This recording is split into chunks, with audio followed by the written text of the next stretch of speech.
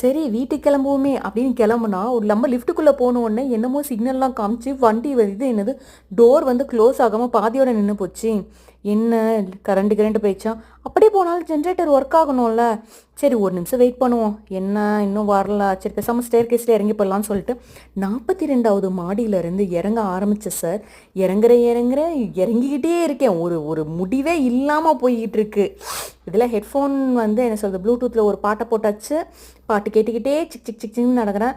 But அடுத்த நாள் எவ்வளோ வலி தெரியுமா? எவ்வளோ வலின்னா அவ்வளோ வலி. முடியல, கால் எடுத்து வைக்க முடியல. அடுத்த 3 நாளைக்கு போதுன்ற மாதிரி ஆயிடுச்சு. But still it's okay, it's worth. எதுக்கு ஒர்த்துன்னு கேட்குறியா? 4 பேர்த்திட்ட புலம்பணும், ஒரு 10 பேர்த்திட்ட பேசணும், அது ஒரு ஜாலியாக தான் இருந்துச்சு. இது ஒரு குறிப்பிட்ட ஃப்ளோருக்கு மேலே நம்ம எமர்ஜென்சி எக்ஸிட் வழியாக தான் போனோம். சரி போகலாமேன்னு போனால் எமர்ஜென்சி எக்ஸிட்டில் லைட் இருக்கணுமா இருக்கக்கூடாதா? இருக்கணும் தானே. அங்கே போகிற லைட்டே இல்லை. நாங்கள் இது டார்ச் லைட்டை பிடிச்சி நடந்து போய்கிட்டு இருக்கோம். பட்டு எனக்கு முன்னாடி போகிறவர் எனக்கு நல்ல கம்பெனி கொடுத்தாரோ இல்லையோ, நான் அவருக்கு நல்ல கம்பெனி கொடுத்தேன். பேசிக்கிட்டே இருந்தேன். நம்மளால் பேசாமல் இருக்க முடியாதே சார், பேசாமல் இருக்க முடியாது. இந்த ரணகலத்துலேயும் ஒரு குதூகலம் என்ன, நமக்கு பின்னாடி வந்தவங்கள நமக்கு தெரியாது, அவங்களுக்கு தெரியுமான்னு தெரியல.